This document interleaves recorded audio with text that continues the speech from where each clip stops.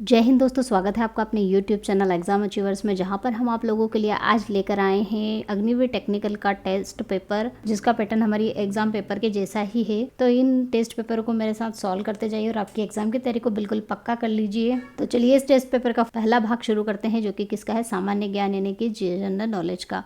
Question दिया गया है, चोल साम्राज्य का अंत किसने किया था? Who did end the Chola empire? Chola empire का किसने एंड किया था? तो फ्रेंड्स, चोल जो साम्राज्य है उसका अंत किसके द्वारा किया गया था? ऐसा कहा जाता है कि ये होयसल और यादव वंश या फिर पांड्यों के द्वारा इसका अंत किया गया था। तो इसका राइट आंसर यहाँ पर क्या होगा? इसमें से कोई नहीं। नेक्स्ट क्वेश्चन है, महात्मा गांधी ने असहयोग आंदोलन किस वर्ष शुरू किया था? 1920 में। ऑस्ट्रेलिया की राजधानी क्या है? कैपिटल ऑफ ऑस्ट्रेलिया तो फ्रेंड्स क्या है? कैनबरा। निम्न में से कौन सा जीव सबसे प्रथम अंतरिक्ष में भेजा गया था? तो पहला जो एनिमल था वो स्पेस में भेजा गया था, वो कौन सा था फ्रेंड्स? कुत्ता, जिसका नाम क्या था? लाइका। भारत के द्वारा बनाया गया यूएवी का नाम क्या है? तो यूएवी जो कि भारत के द्वारा क्रिएट किया गया है उसका नाम क्या है फ्रेंड्स? निशांत। फतेहपुर सिकरी में इबादत खाना किसने बनाया था? हु क्रिएटेड इबादत खाना इन फतेहपुर सिकरी? तो ये किसके द्वारा क्रिएट किया गया, किसके द्वारा बनाया गया था फ्रेंड्स? ये अकबर के द्वारा। चलिए नेक्स्ट क्वेश्चन रीजनिंग का है, किसी सांकेतिक भाषा में यदि चेयर को इस तरह से कोडिंग की जाती है तो लाइट को कैसे लिखा जाएगा? तो फ्रेंड्स यहाँ पर हम देख लेते हैं कि इनमें क्या रिलेशन क्रिएट हो रहा है। तो सी के बाद ई आया है, मतलब यहाँ पर डी छूटा है, उसके बाद क्या है? ई। एच के बाद आई छूटा है, जे ए के बाद बी छूटा है, सी आई के बाद, मतलब एक अल्फ़ाबेट छूटा है, उसके बाद नेक्स्ट अल्फ़ाबेट से कोडिंग की गई। तो इसी तरह से हम लाइट में भी कर सकते हैं। इसमें किस तरह से करेंगे? एल के बाद क्या छूटेगा? एम और आएगा एन। उसके बाद आई के बाद क्या छूटेगा? जे और क्या आएगा यहाँ पर? की। जी के बाद एच छूटेगा और आई आएगा, एच के बाद आई छूटेगा और जे आएगा, और टी के बाद यू छूटेगा और क्या आएगा? वी। तो जो कोडिंग वाला वर्ड मिलेगा वो क्या मिलेगा फ्रेंड्स? एन के आई जे वी। चलिए नेक्स्ट क्वेश्चन है, निम्नलिखित प्रश्न का सार्थक क्रम, इसका जो आपको सीक्वेंस है वो अरेंज करना है। यहाँ पर दिया गया है शब्द, अनुच्छेद, वाक्य और वर्णाक्षर और पाठ। तो फ्रेंड्स सबसे पहले क्या आते हैं? वर्ड्स, यानी कि वर्णाक्षर, जिन्हें वर्णाक्षर कहा जाता है। तो सबसे पहले वर्ड्स आएंगे, उसके बाद दूसरे नंबर पे क्या आएगा? उसके बाद क्या बनता है? अल्फ़ाबेट यानी वर्णाक्षर से शब्द बनता है, यानी कि वर्ड बनता है, तो सेकंड शब्द आएगा। उसके बाद थर्ड पे क्या आएगा? उसके बाद क्या बनता है? वाक्य बनता है, यानी कि सेंटेंस बनता है, तो क्या आएगा? वाक्य। उसके बाद बनता है पैराग्राफ, यानी कि अनुच्छेद, और उसके बाद बनता है एक पूरा लेसन यानी कि पार्ट। तो इसकी सीक्वेंस क्या आएगी? 4 1 3 2 5। चलिए नेक्स्ट क्वेश्चन है, एन एम की माँ है। चलिए हम डायग्राम बनाएंगे यहाँ पे सर्कल का। एन क्या है? एम की माँ है, एम ओ की बहन है। चलिए भाई बहन लिख दिए हमने। उसके बाद पी एम का पति है, ये बाई डायरेक्शनल एरो से पी क्या है? एम का पति है, लिख दिया। उसके बाद पूछा गया है कि पी एन का क्या लगता है? तो पी अगर एम का पति है और एम इसकी माँ है तो ये इसका क्या लगा? दामाद, यानी कि सन इन लॉ। तो उसमें क्या आंसर, राइट आंसर क्या होगा? दामाद यानी कि सन इन लॉ। नेक्स्ट क्वेश्चन है, सोहन अपने घर से पश्चिम की ओर 15 किलोमीटर चलता है। तो पश्चिम यानी कि वेस्ट डायरेक्शन में 15 किलोमीटर चलेगा, फिर बाएं मुड़ जाएगा, यानी कि उसकी लेफ्ट डायरेक्शन नीचे आएगी और कितना चलेगा? 20 किलोमीटर चलेगा। फिर पूर्व में मुड़ जाता है, यानी कि ईस्ट डायरेक्शन में मुड़ जाएगा और 25 किलोमीटर चलेगा। उसके बाद ये कहाँ जाएगा? अंत में फिर बाएं, यानी कि उसके लेफ्ट में मुड़ जाएगा और कितना चलेगा? ये 25 है और यहाँ पर 20 किलोमीटर चलेगा। तो ये उसका एंडिंग पॉइंट, ये उसका स्टार्टिंग पॉइंट। तो वह अपने घर से कितनी दूर है? यहाँ उसका घर है और यहाँ उसका एंडिंग पॉइंट है, तो कितनी दूर है? ये पूरी 25 है, ये 15 है, तो 15 में से आप 25 में से आप 15 को माइनस कर दोगे तो कितना? 10 किलोमीटर दूर है। चलिए सेकंड पार्ट स्टार्ट करते हैं, जो कि किसका है? फिजिक्स यानी कि भौतिक विज्ञान का। क्वेश्चन पूछा गया, वायु में ध्वनि का वेग कितना होता है? Velocity of sound in air पूछा गया है फ्रेंड्स। तो वो कितनी होती है आपको ये याद रखना है फ्रेंड्स, होती है 332 मीटर पर सेकंड। चलिए नेक्स्ट क्वेश्चन है, दो राशियों की समान विमा के युग्म में गलत है। मतलब जो उनकी डायमेंशन है, कौन सी ऐसी दो राशियां हैं जिनकी जो डायमेंशन है वो क्या होगी फ्रेंड्स? सेम नहीं होगी, ऐसा क्वेश्चन पूछा गया है। तो कार्य और ऊर्जा ये दोनों क्या है? लगभग समान होती है, इनकी जो डेफिनेशन होती है, तो इनकी जो विमाएँ होंगी वो समान आती है। आवेग और संवेग की विमाएँ भी समान आती है। कोणीय वेग और आवृत्ति की विमाएँ भी, यानी कि डायमेंशन भी सेम आती है। बल और ऊर्जा की अगर हम बात करें तो बल क्या होता है? F = m × a होता है, और इसकी जो विमा आएगी फ्रेंड्स क्या आएगी? m l t⁻⁻²। और ऊर्जा, ऊर्जा क्या होती है, एनर्जी होती है, और एनर्जी का जो मात्रक होता है वो क्या होता है, जूल होता है। और उसकी जो विमा आती है फ्रेंड्स वो क्या आती है, ml⁻² और T⁻⁻²। तो जो विमा निकालेंगे इन सभी की, तो किसकी मैच नहीं करेगी, किसकी एक जैसी नहीं आएगी, बल और ऊर्जा की, यानी कि फोर्स और एनर्जी की। दूर की वस्तु को देखने के लिए किस यंत्र का प्रयोग किया जाता है जिसमें हम ज़्यादा डिस्टेंस वाली वस्तुओं को देख सकते हैं, तो उसमें किसका प्रयोग किया जाता है फ्रेंड्स, सभी को पता होगा, दूरबीन का। सुपरसोनिक यानों की गति ध्वनि से होती है। तो सुपरसोनिक जो यान होते हैं उनकी गति हमेशा ध्वनि की गति से क्या होती है फ्रेंड्स, अधिक होती है। सूर्य में कौन सा तत्व अधिकता में पाया जाता है, तो सूर्य में जो तत्व होता है फ्रेंड्स वो सबसे ज़्यादा अधिकता में कौन सा पाया जाता है, हाइड्रोजन। 3 समान भार ABC जिनमें प्रत्येक द्रव्यमान 1 किलोग्राम दे के रखा हुआ है। सामने के चित्र की भांति एक घर्षण रहित स्थिर घिरनी से गुजरती है, तो डोरी से बंधे हैं, तो ABCO इन तीनों को जोड़ने पर डोरी में तनाव कितना होगा। तो फ्रेंड्स इसको हमें डायग्राम बना के सॉल्व करना होगा। तो सबसे पहले हम A के लिए इक्वेशन बनाएंगे। तो A के ऊपर कौन कौन से बल लगेंगे, ऊपर की ओर स्ट्रिंग बंधी हुई है, उसमें T1 टेंशन मान लेते हैं, T1 लगेगा, और नीचे की ओर भार लगेगा जो कि क्या होगा, mg होगा। और अगर ये A त्वरण से ऊपर की ओर जा रही है और इसका द्रव्यमान कितना 1 kg दे के रखा, तो इसके लिए अगर हम इक्वेशन बनाएंगे तो पहली इक्वेशन हमारी क्या बनेगी, इसके डायरेक्शन इधर है तो ये T1 प्लस में होगा, और ये mg नीचे की ओर लग रहा है लेकिन ये ऊपर की ओर जा रहा है, तो ये क्या हो जाएगा, माइनस का m की वैल्यू 1 है तो mg कितना हो जाएगा, 1 × g इज इक्वल टू इसका जो वेट फोर्स कितना लगेगा इसके ऊपर ma, और m की वैल्यू कितनी है 1, और a कितना हमने a मान लिया त्वरण। ठीक है, पहली इक्वेशन ये बन गई। दूसरे के लिए b के लिए बनाएंगे अगर हम इक्वेशन, तो ये b है, इसमें ऊपर की ओर मान लिया क्या टेंशन लग रहा है, यहाँ पर T1 टेंशन ही लग रहा है, ये T1 इन दोनों में सेम टेंशन रहेगा, नीचे की ओर लगेगा यहाँ पर इन दोनों स्ट्रिंग के बीच में हम T2 मान लेते हैं, तो ये लगेगा T2 टेंशन। इसके लिए अगर इक्वेशन बनाएंगे तो क्या बनेगी फ्रेंड्स, ये नीचे आ रहा है तो T2 प्लस में होगा, T1 क्या होगा, अपोजिट डायरेक्शन में है तो माइनस में हो जाएगा। इस साथ में इसके साथ में यहाँ पर भार भी लगेगा जो कि mg होगा, और mg कितना होगा, ये भी क्या होगा फ्रेंड्स, नीचे की ओर आ रहा है इसलिए इसमें भी प्लस होगा, कितना होगा mg 1g, 1 किलोग्राम दिया है हर एक का वजन, तो ये हो जाएगा 1g is equal to 1a। दो इक्वेशन बन गई। इसके बाद हम सी के लिए भी इक्वेशन बनाएंगे। तो सी के लिए जो इक्वेशन बनेगी, ऊपर T2 टेंशन है, नीचे क्या है उसका भार आएगा mg, तो ये नीचे की ओर आएगा mg मतलब 1 × g 1g माइनस T2 हो जाएगा इज इक्वल टू 1a। अब इन तीनों इक्वेशनों को हम अगर जोड़ देते हैं तो T1 से T1 कैंसिल हो जाएगा, T2 से T2 कैंसिल हो जाएगा, ये G से ये G भी कैंसिल हो जाएगा। तो यहाँ से जो हमें वैल्यू मिलेगी फ्रेंड्स वो किसकी मिलेगी, G की वैल्यू आ जाएगी। तो G की वैल्यू फ्रेंड्स यहाँ से कितनी आएगी, क्योंकि ये यहाँ सिर्फ G ही बचा है, बाकी सब कुछ कैंसिल हो गया, तो G इज इक्वल टू आएगा 3a। यहाँ से a की वैल्यू आप निकाल लोगे G डिवाइड बाई 3, तो ये निकल गई a की वैल्यू, और G की वैल्यू अगर हम 10 मान लेते हैं तो a की वैल्यू कितनी आएगी 10 डिवाइड बाई 3, ये a मिल गया। अब इन्होंने क्या पूछा है कि ABC को जोड़ने वाली डोरी में तनाव कितना होगा, तो इन तीनों को जोड़ने वाली डोरी का तनाव पूछा है, तो वो कितना होगा T1, तो T1 की वैल्यू हम इस इक्वेशन से निकाल लेंगे, तो वो कितनी आएगी T1 minus 10 divide by 3 is equal to a कितना हो है 10 है, ये T1 की वैल्यू यहाँ से आ जाएगी 10 प्लस 10 डिवाइड बाई 3, यानी कि 10 कॉमन ले लेती हूँ, 3 × 1 = 3, और एक ये हो जाएगा 4 डिवाइड बाई 3, ये हो जाएगी T1 की वैल्यू। तो इस तरह से T1 की वैल्यू मिलेगी 40 डिवाइड बाई 3 यानी कि 13.33 समथिंग। तो जो T1 होगा वही क्या होगा, BC को जोड़ने वाली जो डोरी है उसमें तनाव होगा, तो इसलिए इसका राइट आंसर क्या होगा 13 न्यूटन। बल का MKS पद्धति में मात्रक कितना होता है, तो बल का MKS पद्धति में फ्रेंड्स मात्रक क्या होगा, MKS पद्धति बोल दीजिए या फिर SI यूनिट, इन दोनों में लगभग सेम ही होते हैं, तो क्या होता है न्यूटन। यदि किसी वस्तु का वेग इसके प्रारंभिक वेग का दुगना हो जाए तो गतिज ऊर्जा कितनी होती है, कि काइनेटिक एनर्जी पूछी है। काइनेटिक एनर्जी का फॉर्मूला आप सभी को पता है, mv² होता है, ये होती है काइनेटिक एनर्जी। अब इन्होंने कहा है कि जो वेग यानी कि वेलोसिटी है वो डबल कर दें, दुगना कर दें, तो 1/2m इसको कर दूँ मैं 2v का होल स्क्वायर हो जाएगा, तो 1/2mv², तो एज इट इज़ होगा, इसमें से क्या कॉमन आ जाएगा 4।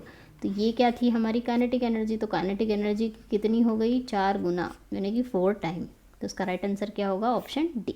हाइडल पावर में ऊर्जा का स्रोत क्या होता है, source of energy in hydel power. तो हाइडल पावर पानी से उसमें विद्युत ऊर्जा बनती है, तो आप सभी को पता है उसमें क्या स्रोत होना चाहिए, पानी यानी कि वाटर। ग्रह के निकटवर्ती कक्षा में घूमते हुए उपग्रह का कक्षीय वेग क्या होता है, तो फ्रेंड्स कक्षीय वेग का जो फॉर्मूला होता है वो होता है, आपको याद रखना है, v is equal to √GME divide by RE plus H।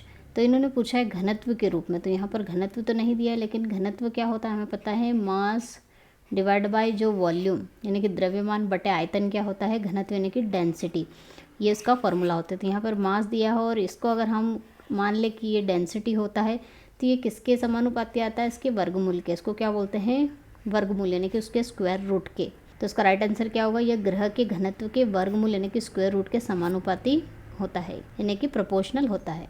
पृथ्वी तल से किस ऊंचाई पर गुरुत्वीय त्वरण वर्तमान गुरुत्वीय त्वरण का 1/100 हो जाता है। तो क्वेश्चन में क्या पूछा गया है, ऊंचाई पूछी गई यानी कि हाइट पूछी है, और क्या दे के रखा है कि जो गुरुत्वीय त्वरण है उसका कितना 1/100 होगा, G0 की वैल्यू, किसी ऊंचाई पर जो त्वरण होता है उसकी वैल्यू पृथ्वी पर जो गुरुत्वीय त्वरण है उसका 1/100 ये आपको दे के रखा है, और किसी हाइट पर गुरुत्वीय त्वरण का मान क्या होता है, G0 1 + h divide bye r का, ये अंडर रूट नहीं है, 1 + h डिवाइड बाय r का होल स्क्वायर। तो यहाँ पर जो GH की वैल्यू दे के रखी है वो कितनी दे के रखी है, ये जो G0 है इसका 1/100 दे के रखा, और यहाँ पर है G0 और ये हो जाएगा 1 + h डिवाइड बाय r का होल स्क्वायर, ये 0 से कैंसिल हो गया। यहाँ पर मिलेगा आपको 1 divide by 100 is equal to 1 divide by 1 + h। और यहाँ पर फ्रेंड्स r की वैल्यू हमें आपको याद रखनी है, अभी तो क्वेश्चन में दे रखते हैं लेकिन यहाँ पर दी नहीं है, कितनी होती है, 64,000। पृथ्वी की जो त्रिज्या होती है लगभग इतनी होती है, वो आपको यहाँ पर पुटअप करना है, इसका स्क्वायर करना है, दोनों साइड अंडर रूट ले लेंगे तो 1 divide by 10 is equal to होगा 1 + h डिवाइड बाय 64,000।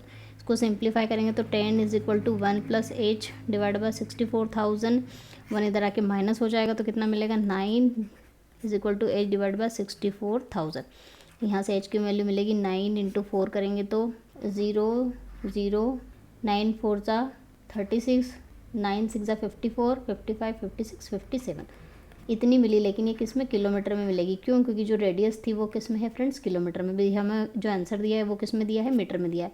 तो 1 किलोमीटर में कितने 1000 मीटर होते हैं, तो हम इसका मल्टीप्लाई कर देंगे तो ये कितना हो जाएगा, 2 0 ऑलरेडी थी और 10⁻³ यानी कि 1000 मल्टीप्लाई करेंगे क्योंकि 1 किलोमीटर में 1000 मीटर होते हैं। तो ये हो जाएगा 5 7 6 10⁵ अगर इसको बोलो, और यहाँ पर 10⁶ में आंसर दिया है तो हम एक पॉइंट यहाँ लगा देंगे तो 57.6 × 10⁶ मीटर में इसका आंसर आएगा, जो कि क्या होगा, ऑप्शन डी। भूकंप मापने वाले यंत्र को क्या कहा जाता है, आप सभी को पता है, इसको क्या कहा जाता है, सिस्मोग्राफ। पानी का घनत्व तो सबसे अधिक कब होता है, पानी की जो डेंसिटी होती है आप सभी को याद रखना है, ये टेम्परेचर बहुत इंपॉर्टेंट होता है, 4 डिग्री सेल्सियस पर इसकी जो डेंसिटी होती है सबसे अधिक होती है। ताप का सर्वाधिक सूचालक कौन सा है, तो फ्रेंड्स इन सभी में जो ताप का सर्वाधिक सूचालक होता है वो क्या होता है, चांदी यानी कि सिल्वर। कैलोरी निम्न में से किसका मात्रक है, तो फ्रेंड्स ये क्वेश्चन थोड़ा यहाँ पर जो ऑप्शन है वो कंफ्यूजिंग दिए हैं, क्योंकि कैलोरी जो मात्रक है वो किसका होता है, ऊष्मा, ऊर्जा या फिर हम बोल सकते हैं कार्य, इनका मात्रक होता है कैलोरी। लेकिन यहाँ पर इसमें से एक भी ऑप्शन नहीं दिया है, तो हम किसको मानेंगे कि कैलोरी किसका मात्रक है। तो अगर हम ऊष्मा की डेफिनेशन पढ़े तो ऊष्मा की डेफिनेशन क्या होती है कि 1 ग्राम जो जल है उसका तापमान 1 डिग्री सेल्सियस बढ़ाने पर जितनी ऊष्मा की आवश्यकता लगती है उसे कहा जाता है कैलोरी। तो हम ऊष्मा के का जो मात्रक है वो कैलोरी है, तो ऊष्मा ना मान के यहाँ पर अगर हम ताप या फिर ताप यहाँ पर ऊष्मा हो सकता है, तो इसका राइट आंसर इन ऑप्शनों के हिसाब से तो ताप होगा, लेकिन इसका राइट आंसर ये नहीं है। यहाँ पर जो इसका मात्रक है, सही मात्रक किसका है, ये ऊष्मा, ऊर्जा या फिर कार्य का, और यहाँ पर ऑप्शन नहीं दिए तो हम यहाँ पर ताप को मान सकते हैं, क्योंकि ऊष्मा है, ताप भी एक तरह से क्या मान सकते हैं हम, ऊष्मा, इसलिए इसका राइट आंसर यहाँ पर होगा ऑप्शन फर्स्ट। चलिए हम पार्ट 3 शुरू करते हैं, जो कि मैथ्स यानी गणित का है। क्वेश्चन दिया है लघु गुणक आपको दे के रखा है लॉग, और इस लॉग पूर्णांश आपको बताना है। तो पूर्णांश कैसे निकालते हैं फ्रेंड्स, तो इसको मैं आपको लॉन्ग मेथड से नहीं कराते हुए ट्रिक से सॉल्व कराऊंगी। तो ट्रिक ये है कि दशमलव के पहले यानी कि पॉइंट के पहले कितने नंबर है वो आपको काउंट करना था। यहाँ पर कितने नंबर है, 1। जितने भी नंबर हो, जैसे यहाँ पर 1 दिया है तो उसमें से आपको माइनस करना है 1, तो इज इक्वल टू कितना आता है वो क्या होता है, इसका पूर्णांश होता है। तो यहाँ पर क्या आया, 1 - 1 0, तो इसका पूर्णांश क्या होगा, 0। चलिए नेक्स्ट क्वेश्चन है, किसी आयत का परिमाप दे के रखा है और इसकी भुजाओं का अनुपात दे के रखा है। तो भुजाओं की लंबाई आपको बतानी है। तो जो आयत का परिमाप का फॉर्मूला होता है पेरीमीटर का, वो क्या होता है फ्रेंड्स, हमें पता है आयत की जो आमने सामने की भुजा है क्या होती है, इक्वल होती है, ठीक है, बराबर होती है। तो ये अगर हमने ए मान ली तो ये भी होगी, ये भी मान ली, ये भी होगी। तो परिमाप क्या होता है, सारी भुजाओं का सम होता है, सारी भुजाओं को जोड़ दे तो परिमाप निकलता है। तो यहाँ पर हो जाएगा 2a + 2b 2 कॉमन ले लेंगे तो a प्लस बी, और इसकी वैल्यू फ्रेंड्स हमें कितनी दे के रखी है 39, और यहाँ पर इसका अनुपात भी दे के रखा है। तो हमने a मान लिया 5x और b मान लिया 8x। तो आप यहाँ से x की वैल्यू निकाल सकते हैं, कितनी होगी 8 5 13x हो जाएगा, इंटू 2 इज इक्वल टू 39, और यहाँ पर 39, तो x की वैल्यू निकलेगी 3/2। अब यहाँ पर इन्होंने क्या पूछा है कि भुजाओं की लंबाई, तो जो साइड से उनकी लेंथ पूछी है तो वो एक तो है 5x, तो पहली क्या निकलेगी 5 इंटू 3/2। इसको सॉल्व करेंगे तो कितना आएगा 15/2, यानी कि 7.5 मिलेगा। और दूसरी क्या दे के रखी है 8x, यानी कि 8 इंटू 3/2, 2 4 ज़ा 8, 3 4 ज़ा 12। राइट आंसर होगा ऑप्शन बी। नेक्स्ट क्वेश्चन है cosec square 30 plus sine square 45 plus cos square 60 का मान क्या होगा। तो फ्रेंड्स कोस क्या होता है, साइन का अपोजिट होता है। तो जो साइन 30 की वैल्यू होगी उसका इन्वर्स कर देंगे, वो कोसेक 30 की वैल्यू आ जाएगी, क्योंकि साइन थीटा क्या होता है 1/कोसेक थीटा होता है। तो साइन 30 की वैल्यू होती है 1/2, तो कोसेक 30 की वैल्यू कितनी हो जाएगी 2, जिसका स्क्वायर कर देंगे। साइन 40 की वैल्यू होती है √2/2, इसका होल स्क्वायर कर देंगे, प्लस कॉस 60 की वैल्यू कितनी होती है 1/2 का होल स्क्वायर कर देंगे। ये हो जाएगा 4 2/4 प्लस 1/4, ये हो जाएगा 4 प्लस 3/4, 4 4 ज़ा 16 17 18 19/4। तो इसकी जो फाइनल वैल्यू आएगी ये होगी 19/4। नेक्स्ट क्वेश्चन है किसी गोले का पृष्ठीय क्षेत्रफल इतना देके रखा है तो उसका व्यास कितना होगा। तो गोले का जो पृष्ठीय क्षेत्रफल का फॉर्मूला होता है फ्रेंड्स वो कितना होता है, आपको फॉर्मूला याद होना चाहिए, वो होता है 4πr²। इसकी वैल्यू कितनी देगी की 616। 4 है, पाई की वैल्यू 22/7 रख देंगे, यहाँ से आर की वैल्यू निकल जाएगी 616। ये हो जाएगा 11 दूना 22, 11 5 ज़ा 55, 11 6 ज़ा 66। ये हो जाएगा 4 1 ज़ा 4, 4 4 ज़ा 16, 2 1 ज़ा 2, 2 7 ज़ा 14। तो आर स्क्वायर की वैल्यू कितनी आएगी 7 इंटू 7। तो यहाँ से आर की वैल्यू कितनी मिलेगी 7। लेकिन उन्होंने रेडियस यानी कि आर नहीं पूछा है, त्रिज्या नहीं पूछी है, व्यास ये पूछा है डायमीटर, जो कि त्रिज्या का कितना होता है डबल होता है डायमीटर यानी कि व्यास। तो ये हो जाएगा 2 इंटू 7 यानी कि 14। तो इसका राइट आंसर होगा 14 सेंटीमीटर। चलिए नेक्स्ट क्वेश्चन है, समीकरण दे के रखे हैं, इसके मूल क्या होंगे। इसके जो मूल है यानी कि जो इसके वैल्यू है वो आपको बतानी है। तो ऐसे दो नंबर जिनको प्लस या माइनस करने पर 7 मिलता है, जिनका मल्टीप्लाई करने पर 5 2 ज़ा कितना 10 मिले। 5 और अगर 2 हम यहाँ पर लेते हैं तो माइनस का 5 और माइनस का 2 करेंगे तो माइनस का 7 मिलेगा, दोनों को मल्टीप्लाई करेंगे तो 10 मिलेगा। तो इस तरह से हम यहाँ से 5x कॉमन ले लेंगे, यहाँ पर x -5 -2 कॉमन ले लेंगे, x यहाँ पर x -1 बचेगा और x -1।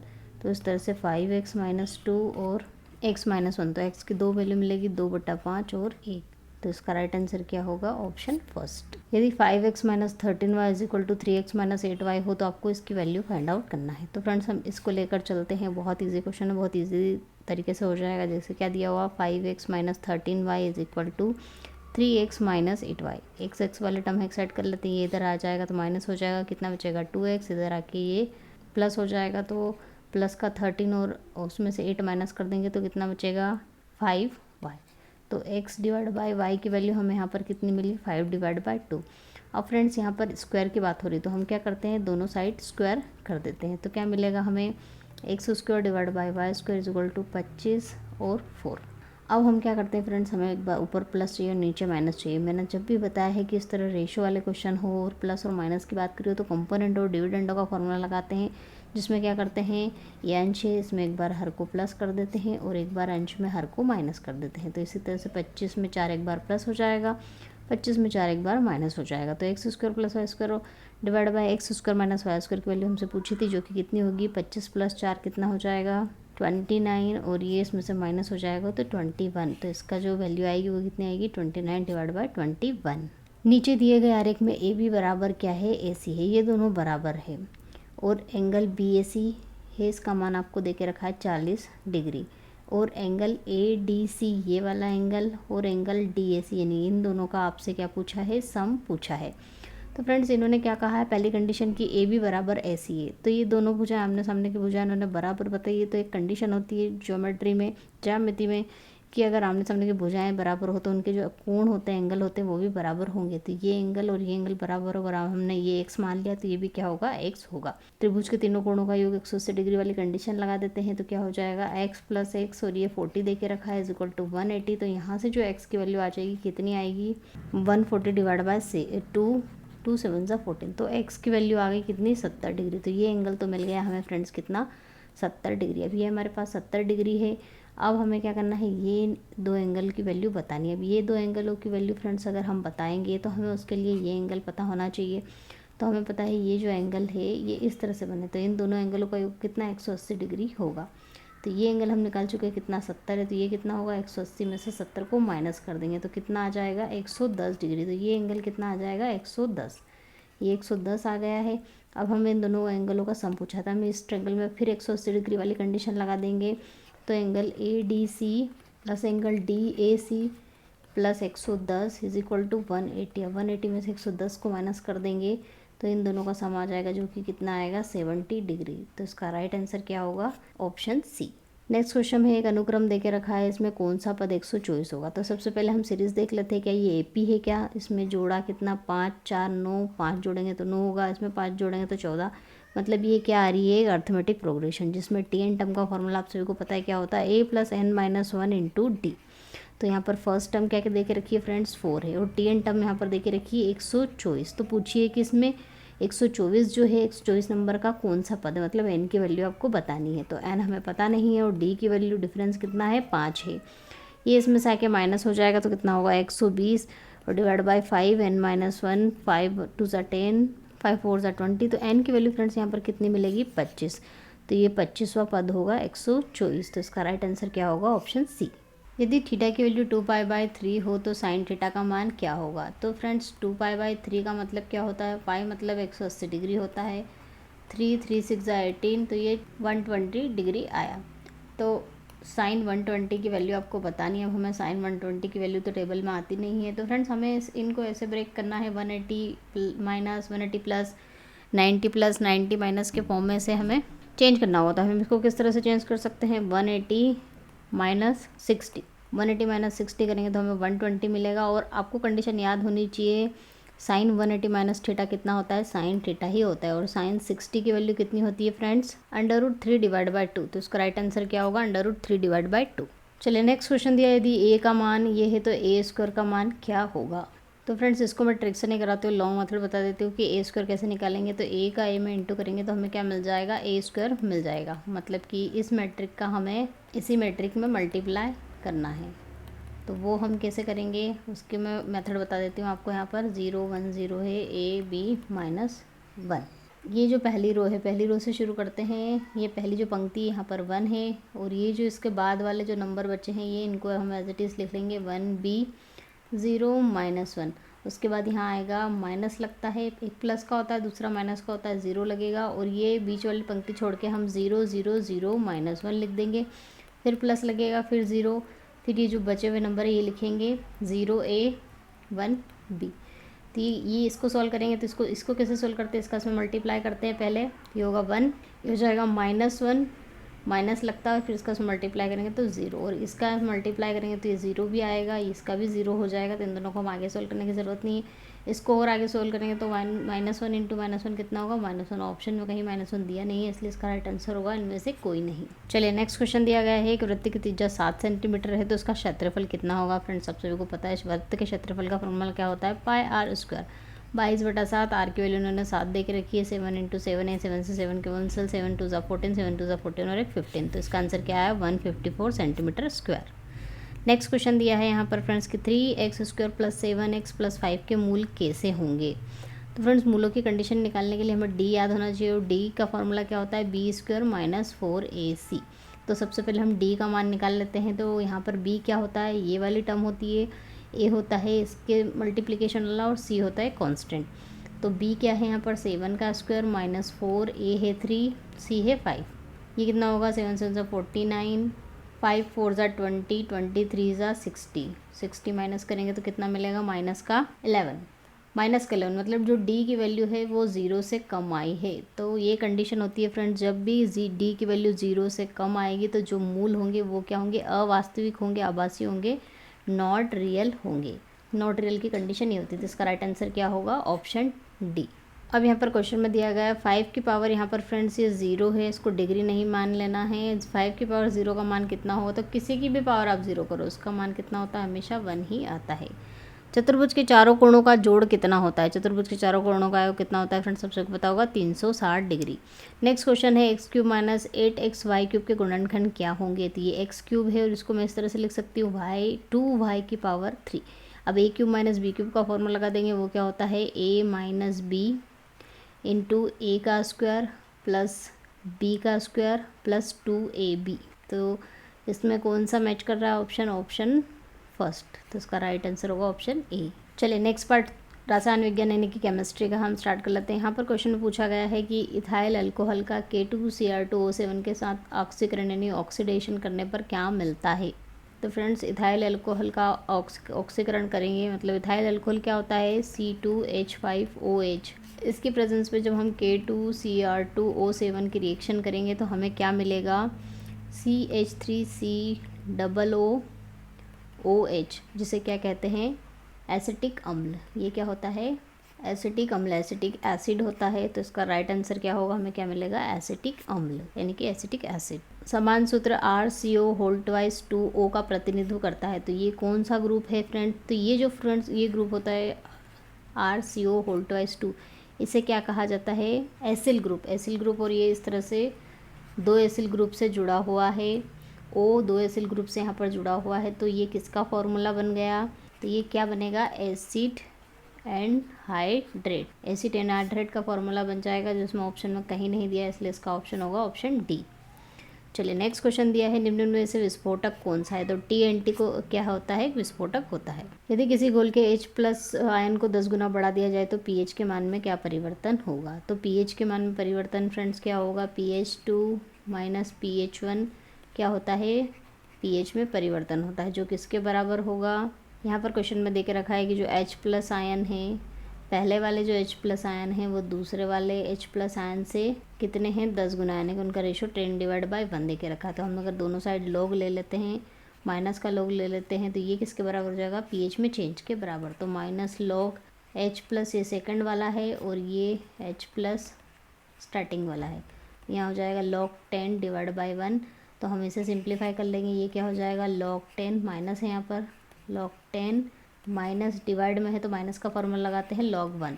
log 10 की वैल्यू क्या होती है फ्रेंड्स? 1 होती है, और log 1 क्या होता है? 0। और ये किस में आएगा? -1। इसका आंसर क्या आएगा? -1।